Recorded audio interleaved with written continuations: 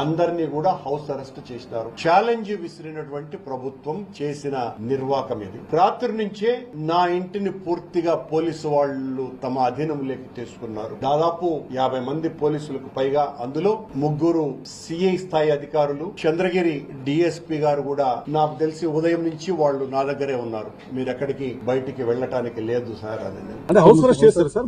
House arrest అనేది లేదు. వాళ్ళు వెళ్ళొచ్చు అనే విషయం వాళ్ళకి మొదటి నుంచి కూడా ఉదయం నుంచి కూడా చెప్తున్నాను. అయితే వెళ్లే విషయంలో వాళ్ళు ఒక్కరే రావాలి. అంటే లా అండ్ ఆర్డర్ సిచ్యువేషన్ ఉండొచ్చు, ఇటువంటి సర్కమ్స్టాన్సెస్ ఉన్నాయి కాబట్టి మనం ఒక్కరే రావాలని చెప్పి వాళ్ళు సూచించడం జరిగింది. పోలీసులు అడ్డుకున్నారు, దురుసుగా ప్రవర్తించారని అది వాస్తవం కాదు. పోలీసులు ఎక్కడా కూడా దురుసుగా ఎక్కడా కూడా పోలీసు పొరపాటును కూడా ఎవరితో కూడా దురుసుగా ప్రవర్తించలేదు. కేవలం మనం వాళ్ళకి ఉన్న లా అండ్ ఆర్డర్ సిచ్యువేషన్ గురించి వాళ్ళకి అప్రైజ్ చేస్తాం, వాళ్ళకి సెన్సిటైజ్ చేస్తాం, చేసి పోలీస్ కి సహకరించి కేవలం వారితో పాటు ఎంపీ గురుమూర్తి గారు వాళ్ళు ఎవరైతే వాళ్ళిద్దరే రావాల్సిందిగా విజ్ఞప్తి చేస్తాం.